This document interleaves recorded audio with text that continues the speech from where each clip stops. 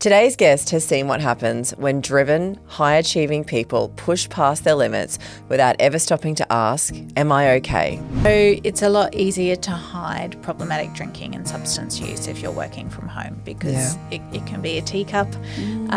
We've worked with a really successful female leader and she would open her first bottle of wine at 9 o'clock in the morning because she was working from home, ran a few companies and she could. And no one knew. Second bottle of wine at lunchtime. So by the time she's picking the kids up, 2 bottles of wine. If you're enjoying these conversations, don't forget to hit the follow and subscribe button. We care for the land and sea. We care. So today we meet Ruth Limkin, founder and managing director of The Banyans, a world-renowned facility here in southeast Queensland, providing one-to-one wraparound care for those who may have experienced things like burnout, grief, addiction or trauma. Welcome, Ruth, to It Takes Heart. Thank you. It's really great to be here. That one-to-one wraparound care, just that in itself is so beautifully put. It's remarkable when you see the reality of it. And honestly, I think it's what we would do for everyone in the health system if we could. I know we can't in the reality, but there are people who that's really the only way that they'll access care and they're willing to invest in that. So they deserve treatment too. Yeah, 100%. Burnout is everywhere. Absolutely. It is showing up in our workplaces, in our living rooms. We're hearing about it all the time. It's a topic that's a really common theme in our healthcare community. A lot of our candidates, our clients are talking about burnout. So we were really grateful to be able to have this conversation with you today. Now, I've got a quote that I believe you've said. It's going to be awkward if I read this and you go, that wasn't me. So we'll have to find the research. Let's see. You've said we have to make it easier to talk about what's hard. We have to remind people that strength doesn't mean silence, but that strength comes from struggle and the overcoming of it. That was you? That was me. Explain that. What does that mean? So I think we've had historically, and maybe particularly in healthcare, because we put a focus on our patients and the people that we're looking after, and we're meant to be the people with all the answers, and we're providing a place of often strength for people to come to when they're vulnerable. But the idea that we just have to suck it up, press on, I think is a bit of a narrative that's been around historically that's actually really unhelpful and actually weakens us as individuals but also weakens the healthcare system because if we have this endemic sort of deterioration of wellbeing happening under the surface and we don't actually shine the light on it and give people the opportunity to get help early and to continue to work in a way that they can while they're getting help, then we're actually making the whole system weaker. And so it's very much an individual issue, but it's not just an individual issue. It's a system issue. It's also a cultural issue. It's a community issue. Our society works best when human flourishing takes place. And we try and provide that as a healthcare system, but we need to be enabling it for healthcare practitioners. And you mentioned there sort of a shift, like it's something we weren't talking about many years ago. And certainly when we were growing up. And it's like it's great to see a focus on it. But I guess can you talk to us about what is burnout and maybe what it isn't? Because I think in the same token, like literally we probably speak about it every single day with someone that we are having a conversation with. Yes. So it was really interesting because the World Health Organization actually classed burnout as a condition about 5 years ago. Right. Was that pre-COVID? It was actually pre-COVID, which means it was longer than 5 years ago because it's now been 5 years since COVID. And I was looking at it and they specifically link it to workload and workplaces. However, as I was looking at that, I was like, I actually think that's a false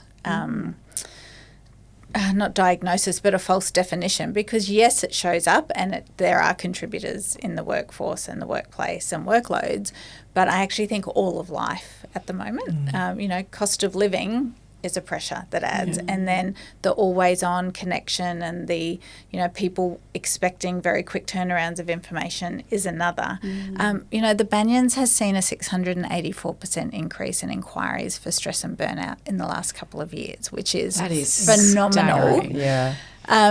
So one, that concerns me, but two, that comforts me that people are actually reaching out and acknowledging it. And I think COVID was a contributor to what's going on in leadership wellbeing and healthcare wellbeing, but it's actually also started to provoke a conversation about it. So it's been both part of the problem, but I think it creates an environment where we can talk about it a little bit more. So what does burnout look like? You know, because I feel like too at times it's a term when we go, I'll say I'm just burnt out. Yes, yeah. But is there a spectrum of burnout? So I think there's a difference between being worn out and burnt out. So, you know, sometimes worn out is just it's been a really big week or a really big month or a season of weeks where there's been a lot of travel or whatever has been going on. You've got deadlines. But you can recharge from that if you're just intentional about it. Burnout, there's often a sense of reduced efficacy, so you're not as effective in your job anymore. There's you can't recharge. You try and do the things that you know normally to do, hopefully that you know normally to do, and you just can't work out, and it's just this unable to bounce back. So, you know, sometimes people flame out, but burnout is this steady accumulation of everything that's going on and the inability to get up from over that. So I guess what are the early warning signs perhaps, and then leading into, you know, when are people really catching themselves? Yeah. What are the phases? So one of the things I'm really passionate about at the Banyans is I often say I would love to put myself out of business, because I really like talking about the fact that if we, particularly as leaders and as healthcare professionals, can be taking proactive preventative steps so no one gets to that kind of crisis point. So we have a range of more proactive, we call it a high performance reset. It's a one day where someone can come in and have a mindset recharge, you know, talk to an exercise physiologist, talk to the clinical nutritionist, do some mindfulness in the same way that we get our car serviced. It's kind of like going in for a bit of a checkup, but for our whole well-being. And so I think, you know, if someone's listening to this and they're thinking, am I just worn out or am I getting burnt out? So some of the things, sleep is actually a really good indicator. If you're waking up every morning and you're still exhausted, if you can't get to sleep, or if you wake that dreaded 2 a.m. wake up and then you can't get back to sleep, if that's happening, not just occasionally, because sometimes that just happens, but this is happening time after time, that's actually a really important signal that we need to be looking at. A loss of joy, you know, just that sense of nothing, there's no joy in your soul. This sense of, you know, sometimes also your immune system is very affected, so you're just always getting sick or you can't get over things. And do you think unless you're really in tune with yourself, those things are actually hard to spot because you're busy and I haven't noticed that I don't have joy? Or and you think about the healthcare professionals who are doing shift work and crazy soldiering hours on and keep going. Those, I imagine they're quite actually difficult to notice. Which is why these conversations are so important. So it's so great that you're doing it, because the more that we talk about it, we can't move to action if there's no awareness. We also don't want to get stuck in awareness, but they both work together. We need awareness and talking about it, and maybe someone's listening to this on their way to work or something like that, and they're like, oh, actually, I didn't realize you're describing my world at the moment. Can you just, sorry to jump in, but I was just going to say, can you recover from burnout? Absolutely. And how long does it take?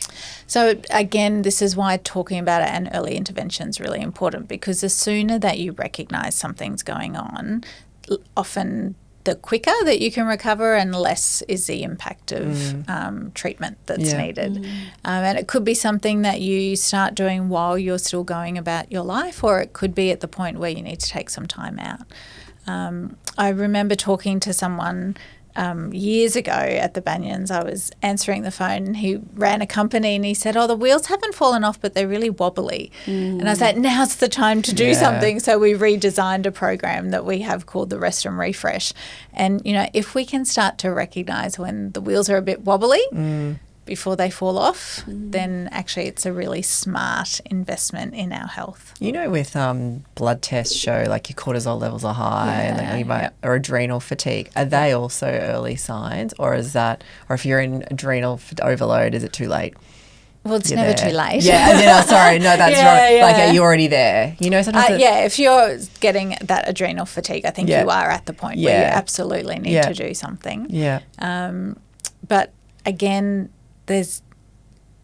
I don't ever want people to feel hopeless or helpless, and so there are really we do have a great healthcare system in Australia, even though people who are working in it are finding it difficult, there are always options and at different levels. Let's talk about those options then, because you said that if someone's listening and they're thinking, yes, and like you said, it's never too late and early intervention. And people often have tried and they're actually struggling to get into resources or they can't afford resources or, you've got some psychiatrists, walking off because they're not comfortable, they can provide safe care. Where do people go? So I think the first thing is go to someone you know and trust. Interestingly, one of the best predictors for well-being, according to the world's longest well-being study, the Harvard Adult Development Study, is supportive social relationships. So at a very minimum, moving out of a sense of isolation into a sense of connection is the most important first step. And even just not feeling like you've got to solve this yourself is really important. So, going to someone either that you work with or in your family or a friend or something like that and saying, hey, look, I'm actually not doing great and I just need to find a way forward for that, and can you help me? And if you're the person who gets that question, you say, I don't know what yet, but let's do it together. So it's okay. You don't have to be the fount of all wisdom. I think going in, if you've got a good trusted GP, going and talking to your GP is the first step. Obviously, we all know there's referrals for mental health care plans and those kinds of things. And yes, there can be a bit of a waiting list for psychology, but there's also amazing telehealth psychology services around. So I met an incredible leader. She came to one of our leadership wellbeing dinners in Sydney, Philippa Brown, who runs Me Help. It's Medicare funded telehealth psychology. So, people can jump on that website and book something in. And sometimes all you have to do is have 1, 2, 3 sessions and just start, that in and of itself is giving you agency. You're starting to do something. You're getting some great tools. I was talking to someone the other day, and for the first time they went and saw a psychologist about something that had been bugging them for years. And even after one session, they're like, I've got some really good tools now. And yes, they're going back to see some others, but never underestimate the power of one great session. I think that's really good to know, because I think people might feel it's too big of problem and a couple of days off isn't going to change or help me feel better. So I think it's really positive to hear that you can have that really great feeling. Absolutely. Even off just one session. And I think you talked about connection there as well. We were talking about that yesterday, the interlink with COVID and people being disconnected. And you've just mentioned that the huge spike. And I'm sure that has some contributing factors there. What are you seeing in the world we live in now that's different around connection? So we are more fragmented, and it's really interesting. Work from home. I was thinking that. I was like, do I ask you about work from home? Let's go there. Yeah, let's go there. Let's be brave. Yeah. So we know that social connection is really important for mental health and wellbeing.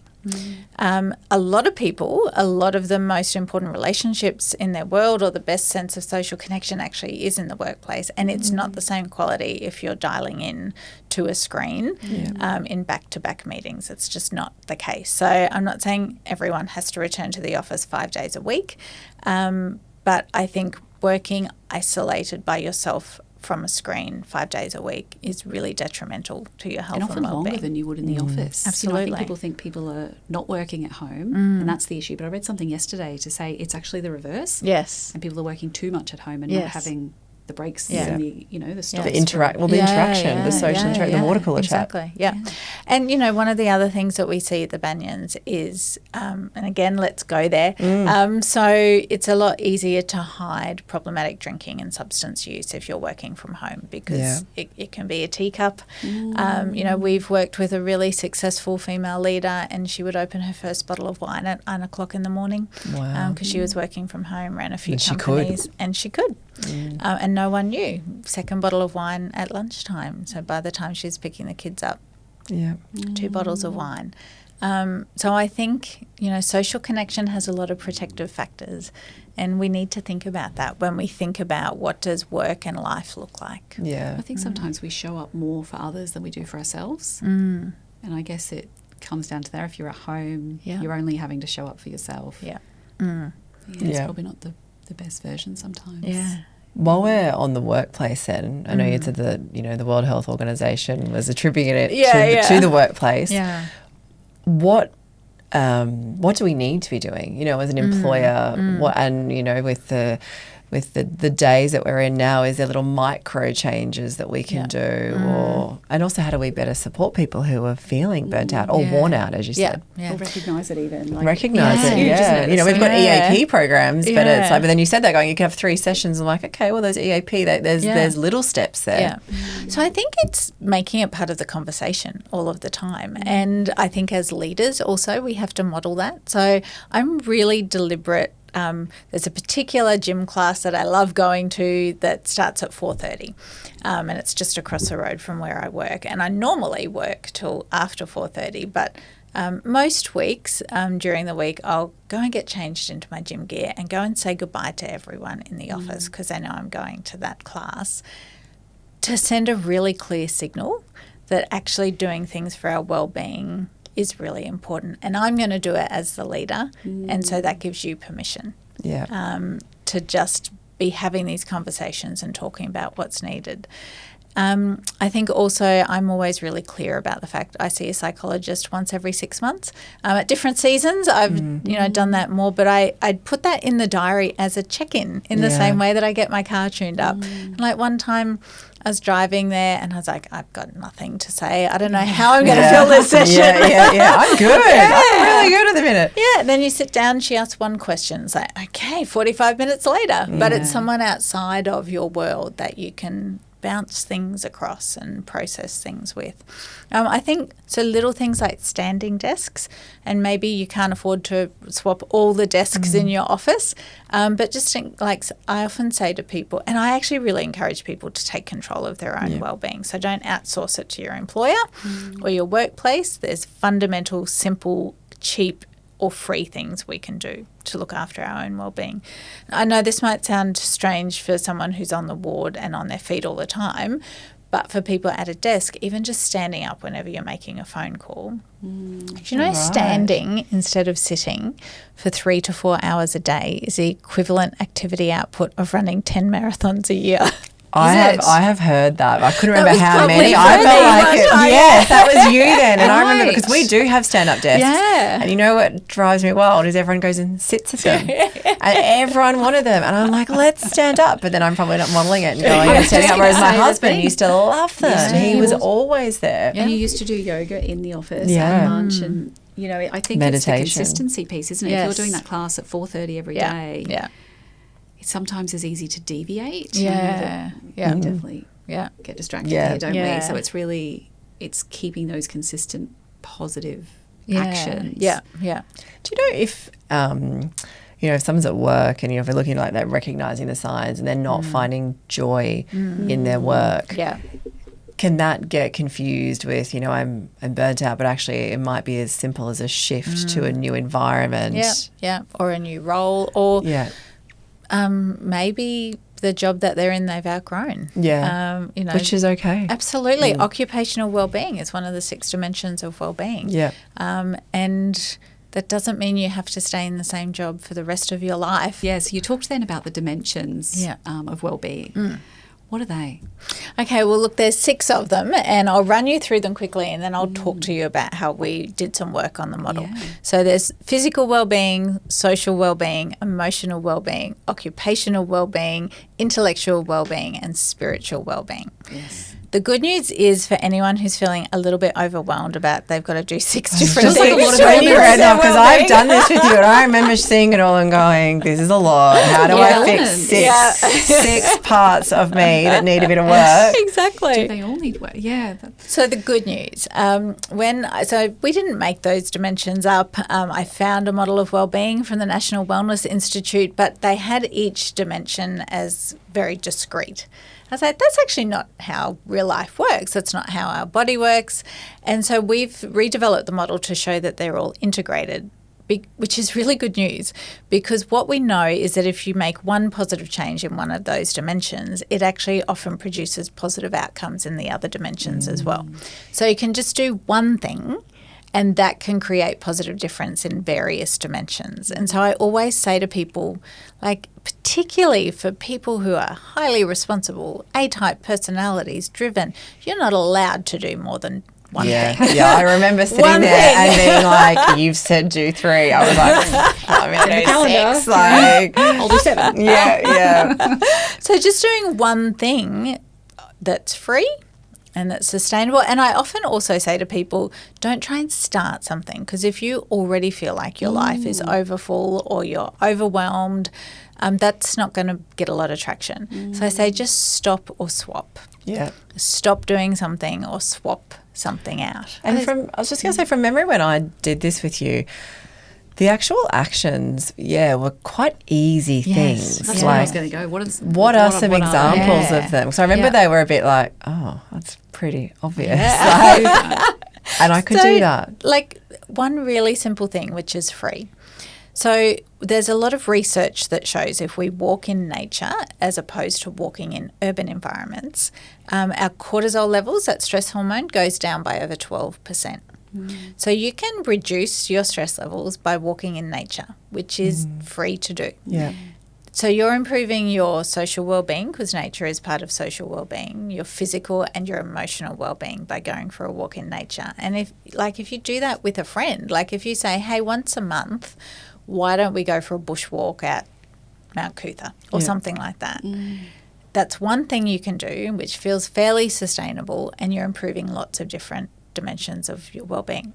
Another really important thing, which might feel a little bit harder for anyone who's listening, particularly if they're a shift worker, is paying attention to our sleep.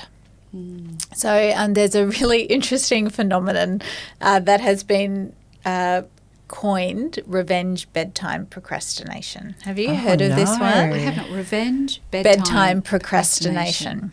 So it's something that's happening more with women than men, but not just women. And it's people who feel like they don't really have control of their day and life is really busy and really full and everyone else gets their time. Then at the end of the day, when they're really tired, instead of going to bed, they take what they feel like is control of some time and they either binge stuff on Netflix or scroll on their phone.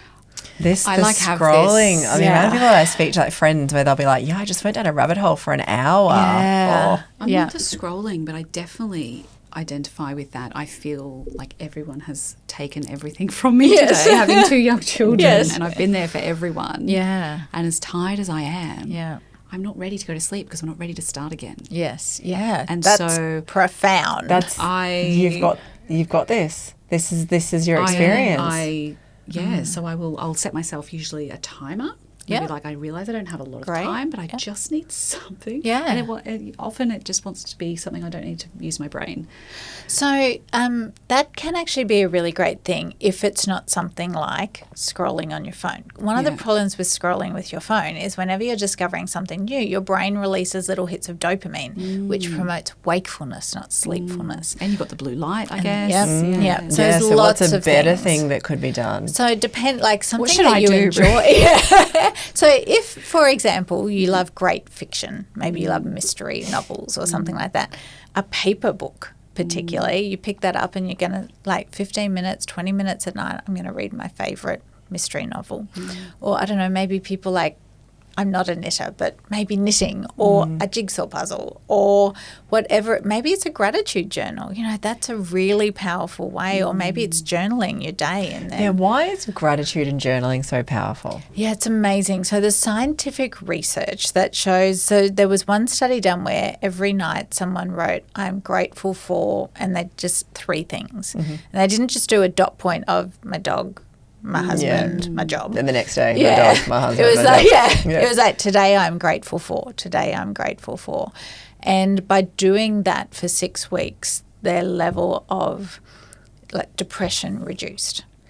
So gratitude reframes our whole world for us. Yeah. And it helps us start to look for the things that are good, which makes a huge difference to our emotional well-being. And probably also when we think about the people in our life we're grateful for, it encourages us to reach out to them, which is that social connection. Yeah. Do you see that really effective in the workplace where, actually, because at work you typically are solving problems, you're dealing with challenges, you're overcoming hurdles. That's why a lot of us leadership do in is our problem day. solving.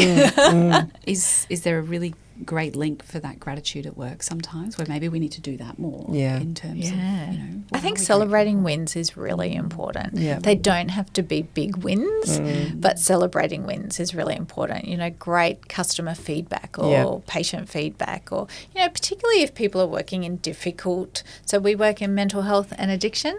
Sometimes we're carrying a lot of people's pain. Yeah. And so, one of our values at the Banyans is joy. So we want people to rediscover their joy, but we also want an environment where we know how to steward and cultivate joy really well in our own life. So laughing together, eating together, it's actually really important, creating a life-giving environment. That's interesting, because I think that compassion fatigue is something that's come up with so many of these conversations within the healthcare industry, but also within our team here, supporting healthcare professionals, but obviously the healthcare professionals caring for others. Yes. That's a big challenge. It's huge. What about we talked about gratitude there. What about the role of like meditation or breath work? Like that seems to be an emerging trend too. Yeah, is mindfulness, breath work. Yeah, like absolutely. I did a course recently. I realized I couldn't breathe. My stomach was like, I was like, what's happening? Like, why is it not? You're calling me like I'm learning to breathe. Learning to breathe, and I'm like, this is the opposite. My tummy's going in the opposite direction. What feels normal? Like, is there a place for that? And I think if you think about the healthcare workers, like it's a small little step. Yeah, absolutely. A 10-minute micro break, doing some really good mindfulness, really good breath work. Again, it's this free way to hack what's happening in your body or your mind. And there's so much research that shows, the benefit to our emotional and physical well-being. There's so many free things that we can do that don't have to take a lot of time, that don't cost anything, and we can often embed them into our life already, so we're not making it a burden on people. Yeah. Which is why I think I really encourage people to take control of their own well-being rather than outsource it. Because I think coming out of COVID too, like as an employer, there was so much, like employers need to do this, we need to offer all the things. So it kind of has felt a little bit outsourced. And I think all the programs and different things we put in over the years, we just do yoga in here and we do meditation. But if people aren't going to turn up. And also, like you can have yoga or meditation or something in the office, but if you're awake till 1 a.m. because you're scrolling on your phone for 2 hours, you're actually self-sabotaging. Yeah. So, I think it is a partnership. As employers, we have a duty not to create an environment that's going to cause damage, but we can't fix things that are happening outside of the workplace necessarily. Well, I think when you touched on earlier, when you were talking about how it's described, I think you said the definition is technically occupational work stress or what burnout is. Yeah, we were talking because for a lot of people, work is the part that actually brings them joy, and it's the noise around them, the juggling of the family, the extracurriculars that now happen with children, it seems to be through the roof. It's the pressures outside of work. Economic pressures. The cost of living and all of those other things actually, I feel. Sometimes it can feel like it's work, but it's be more of a contributor sometimes, So it's kind of looking at both of those lenses of how to support people here, but how to give them the tools to support external to that. Ultimately, I believe that me as an individual, I am responsible for my well-being. And, if I was in an environment that for whatever reason, like sometimes the workplace itself can be great, but you're in a role that absolutely clashes with what your strength set is, it's going to affect you. I'm a disc facilitator, and so I remember when I did the training, they said if someone's in a role that's actually contradictory to their strengths, in 18 months it will show up in their health. Right. So that's not even anything about the workplace, but it's about a role fit issue. Yeah. And so we have to take responsibility for our own well-being and make decisions around that. Because it's a strength versus capability, right? It's not to say they can't do that job, but it's actually draining their energy. Absolutely. Because that's not their strength. Exactly. Yeah. What about the impact of things like ChatGPT? You know, I think I saw an article, I think it was in the Times, where, you know, so many young people are just ChatGPT, here's my symptoms, or they'd prefer the anonymity as well. How do I deal with this? What is that? Where's the place for AI, and is it influencing therapy? Yeah, I saw something recently which showed the top use case for ChatGPT in the last 12 months was therapy. Yes. Which terrifies me. It is, right? So I think ChatGPT, so first of all, big fan of using AI to streamline things, to make it more efficient. There's a place. I am currently using ChatGPT to do my low carb meal planning, and I said I'm happy to do some meal prep. Yes, that was you. You've actually changed my life. God. How have I not thought about this? Because I'm on ChatGPT every day. Bursting into me. I was like, I'm doing lunchbox prep. Like and it's been fantastic. It means when I get home from work, 10 minutes of assembling the meal because I've done some meal prep on the weekend. And so I think it can actually be a real tool for us. And I think AI and ChatGPT and other things can be an adjunct to our life, but they shouldn't be the thing that we rely on. And, you know, particularly for therapy, I wouldn't trust it. And it's not going to be as effective because we do know that social connection matters, and you can't have social connection. Like, I think I'm really hopeful for AI in the future. You know, I know a lot of our clinicians can now use AI for note-taking, so not necessarily recording the session, but afterwards they can, you know, you can use voice transcription. It can, which would save loads of time compared to being an OT and writing all your notes out. And also the room for error, right, to actually get the detail correct. Yeah, exactly. So it can really. I once heard someone say in the last 12 months, it's likely that your job won't be replaced by AI, but you'll be replaced by someone who knows how to use AI. Yeah, that is so true. So I'm very pro. But it's never going to replace people and the power of human connection. Also, too, if you're, you know, something as good as what you feed into it, right? Yeah. So if you're not giving all of the information, or if it's your, I know you said we need to like give it a name, our own little ChatGPT person, but if it's that, it's the bias as well. Yes, exactly. Yeah, it's a tool. Yeah. And like any tool, it can create destruction or it can build something. So it's our responsibility to use it really well. Yeah. Tell us about the Banyans. The Banyans is amazing. We've just celebrated our 9th birthday recently. Wow. And Happy birthday. Thank you. I'm already thinking about what we should do for our 10 years. Yeah. We talk about we help people find fullness of life, and we really do. So we started with residential services, so particularly for people who are professionals, leaders, people who think, I've kind of got to the end of my rope, I've hit a bit of a crisis, could be a health crisis, it could be like a family member has looked at them and said, you're not doing okay and you need some help. And so whether it's mental health, whether it's addiction, whether it's burnout, sort of that chronic stress, whether it's eating disorders, it's this wraparound care, and it's all one-on-one therapy. So there's no group therapy, and group therapy is a great modality, but for people who won't engage in group, it's therapy, and the confidentiality it's no use. perhaps people might or the confidence even to speak in a group for some people would be quite and you know, if there's PTSD, you can be re-traumatized by other people in the group. So, you know, particularly for medical professionals, they like the fact that they can come and actually just talk to someone privately rather than in a group. So they feel much more confident, and you actually get a lot more done if it's just you and your therapist rather than you and 14 people in a group. So people come sometimes for, as I think I mentioned earlier, that kind of proactive, like I'm going to do a 1 week rest and refresh, or it could be sort of 4 weeks or so for something that needs a bit more intensive support. We track our clinical outcomes because we are in a beautiful environment, so we want, you know, particularly referring healthcare practitioners to know that we're getting absolutely incredible clinical outcomes. So our clinical director sent me some information the other day, and he had to explain it in layperson terms for me. He's like, I don't know if you've seen this. It's extraordinary. And it's the effect size for the Banyans, which is far above what you would see the results for antidepressants or anything like that. We know that the DAS-21 scores depression, anxiety and stress. 96.3% of our clients report and improve in their mental health, and it's generally around, for each of those measures on the DAS-21, over 60%, and for the Leeds Dependency Questionnaire, where there's addiction, over 70%. Yeah, wow. So I love what we do. I often say to our team, what we do is really hard. We're supporting people in pain, and they're, the most courageous thing sometimes that you can say is, I need some help and I can't do it myself.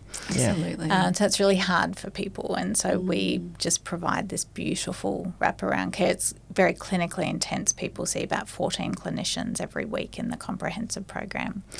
Talk us through that. So what types of clinicians are they seeing? Everything. 14. That's a lot. Yeah. I was going to say, what is wraparound care in this context? So in our comprehensive program, they'll see a psychiatrist, they'll see their psychologist 4 times a week, they'll see the clinical nutritionist, they'll see registered nurses, they will see exercise physiologists, registered art therapists, neurologic music therapists, there's yoga therapists.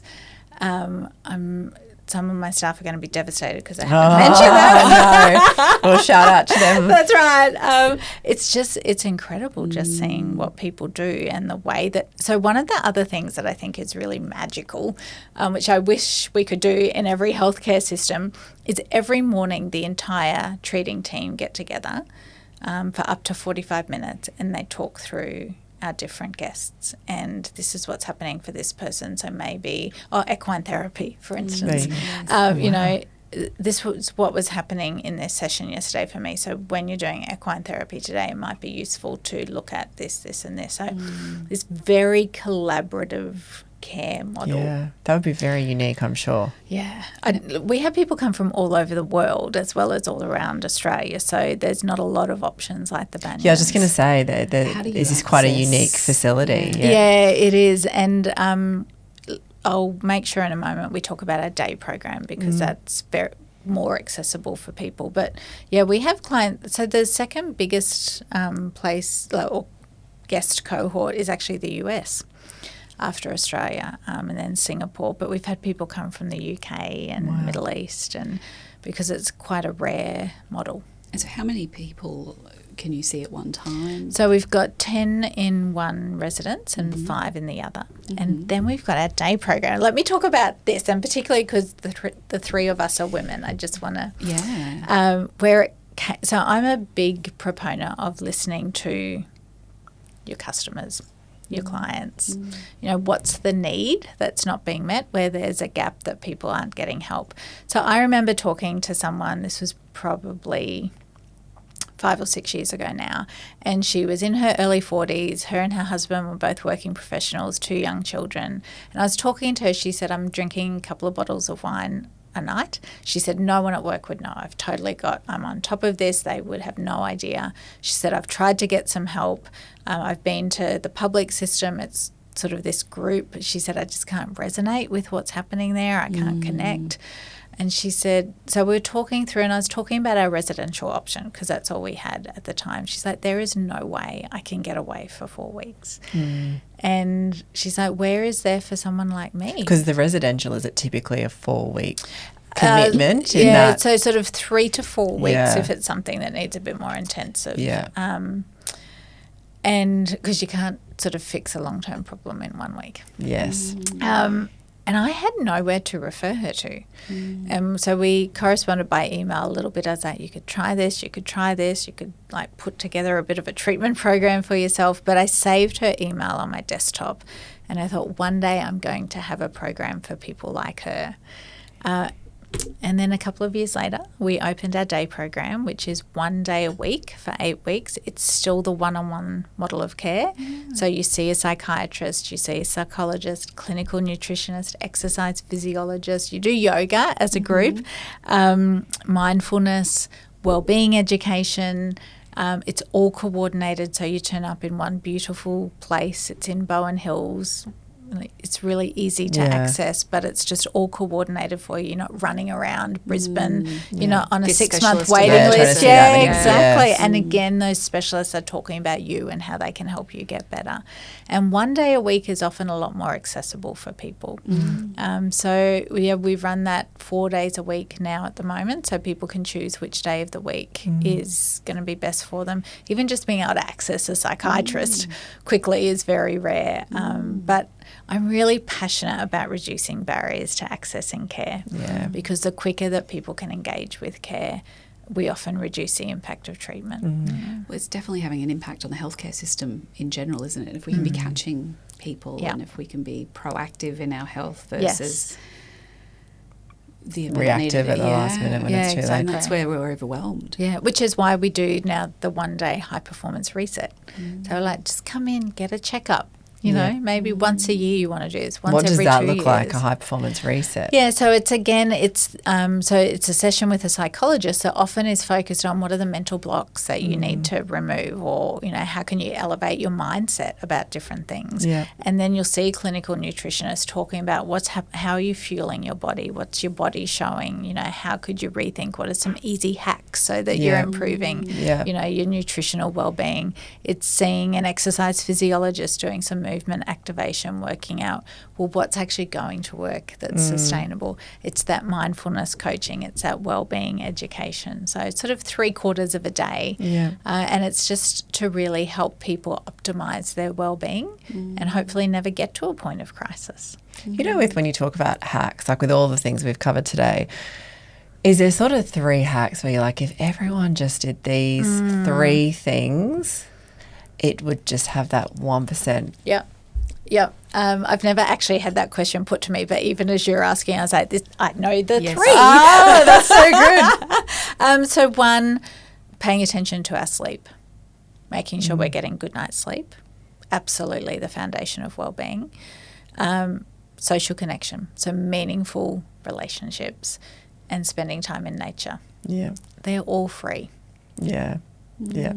I remember you saying when I did the day with you, and you were like, if you just walk out and put your feet in the grass. Yeah. And I think one of my things is put my feet in the grass and walk the dog around the block. It's just that simple that you kind of underestimate having to be out and do a big hike or be in nature. Exactly. And I think we know these things for our children too, and we do them for our children because we know, you know, my daughter, I picked her up from school yesterday and I had to wait for my sons. I was like, right, get out and do some cartwheels. Because I know she will be better when we have to do that drive home. But we don't do them for ourselves. As adults, we don't think about it. And, you know, sometimes I think too, women will often put themselves last. But helping people understand sometimes the most responsible thing you can do for all of the people who rely on you is learn how to rest well. Because when we rest well, we can then perform well. How many hours of sleep a night should we be getting? So all the research says between 7 and 9 hours. So I use a sleep app. I set a target of 7.5 hours. And it's very encouraging when your phone gives you a little, well done, you've hit your sleep goal this many times in the last fortnight. And is it... someone used to say, I don't know if it was my mother, like an hour before midnight is worth 2 after. Is that like an old wives' tale? Was that her way of getting me into bed earlier? There is actually a lot of research that shows making sure you get to bed well before midnight. The quality is better. But there's a couple of like really quick things you can do to start improving your sleep. So 1, stop caffeine 6 hours before bed, because even if you feel like it's not affecting you, the research shows you're losing objectively 1 hour of quality sleep a night because the caffeine is interrupting. Also, alcohol, which people often use to wind down, disrupts our REM sleep. So not actually using alcohol as a sleep aid. They're like just 2 really simple things that people can do. And then not being on your phone half an hour before bed, maybe picking up a book. There's some really simple things we can do to start improve, even if not the duration, the quality. Because isn't the alcohol before bed too, isn't that with the 3 a.m. you get the wake up because your pancreas, your liver trying to process and then your body is just ready to go. And is there science in waking up at a similar time every day on the same token? Like if sleep is so valuable, is it routine helps. Our bodies respond well to routine, both good routines and bad routines. Our bodies get used to. So I think it just makes it easier for us. You start sending signals to your body that this is the time we start winding down. This is the plan. Yeah. So CMR make a donation to a charity of every guest's choice, and we'd love to talk about a charity of your choice today. I love Sober in the Country. So it's working with particularly rural and regional Australians and encouraging people that alcohol doesn't have to be a part of your life. And they're a small, amazing Australian charity that are punching way above their weight. Female founder, just love them. So I'd love a donation to them. That's fantastic. I love hearing about charities like that. We've never heard about them, and just to shine a light on that charity is fantastic. So Sober in the Country. Yeah. I love that. Thank you, Ruth. Oh, pleasure. There's so many things we could get to you and just more. I know we could talk for hours. I know we say that all the time, but I know with you we were so excited to talk to you, and I think there's some really good, just simple strategies that even for us to be able to give back to our healthcare community or just like raise awareness, even just thinking about those 6 dimensions in itself. Like, sometimes you think about 1 or 2, but not all 6. So hearing other people are having the same challenges, I think is useful. It's an incredible conversation. We're so grateful. Thank you. Oh, thanks for facilitating it. We care for the land and sea. We acknowledge the traditional custodians of the land of which we meet, who for centuries have shared ancient methods of healing and cared for their communities. We pay our respects to elders past and present.